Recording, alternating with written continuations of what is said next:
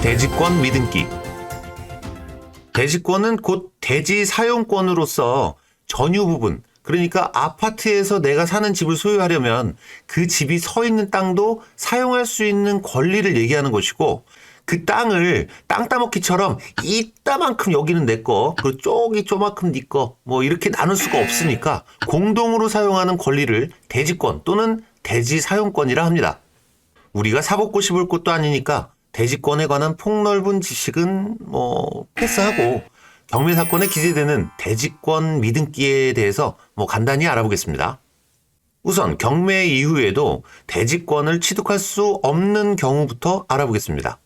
사유지상에 건축된 시민 아파트처럼 본래부터 대지권이 없는 경우와 같은 내용이지만 토지 임대 분양주택처럼 분양할 때부터 대지에 대한 지분이 아예 빠지고 분양되는 경우인데요. 경매 이후에도 여전히 대지 지분을 취득할 수 없고 땅의 지료를 내면서 건물만 소유하고 있는 경우가 있겠습니다. 토지의 저당권이 설정된 이후에 건축을 하고 토지의 저당권을 해소하지 않은 상태에서 경매가 진행됐을 때 대지권 미등기임에도 경매 감정가액에 대지가격이 포함돼서 경매가 진행될 경우에 낙찰자는 대지권을 취득한다는 판례가 있습니다. 그 판례를 보도록 하겠습니다.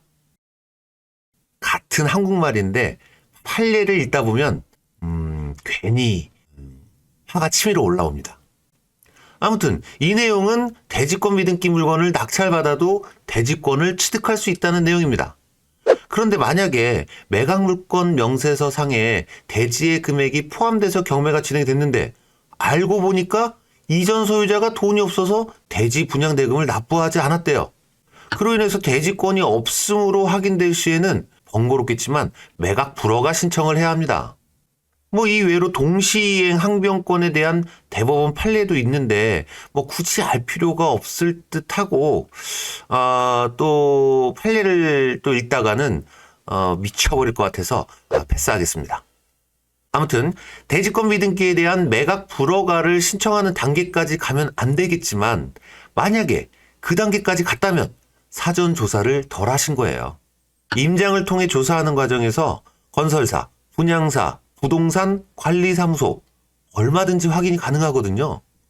보통의 경우가 분양 당시에 전 소유자는 분양대금을 전부 완납했는데 시공사의 파산, 분쟁, 요딴 이유에 의해서 대지에 대한 미납 문제가 남아있는 단순 대지권 미등기 사건이 아마도 대다수일 거라 봅니다. 이런 경우에는 대지에 대한 시공사의 미납분이 남아있어도 우리랑 전혀 상관없다고 보시면 됩니다. 다만 팔 때 제 가격을 다 못 받겠죠. 그래서 낙찰받을 때 싸게 받으셔야 하는 거고요. 대지권 미등기에 대해서 요약해 보겠습니다. 첫째도 매각물건 명세서, 둘째도 매각물건 명세서를 확인하시면 됩니다.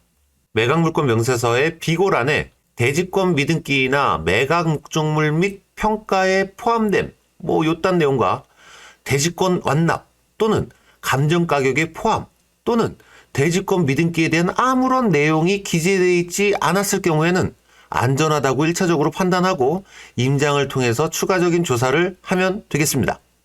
저 같은 경우엔 근처 부동산에서 최다 알려주셔서 안전하게 낙찰받았습니다. 이외로 대지권 미등기에 이런저런 내용이 많지만 사법고시가 목적이 아니라면 요 정도만 참고하셔도 괜찮을 거라 생각하는데 부족하셨다면 이해 부탁드리겠습니다. 그래도 구독은 취소 안 하실 거죠?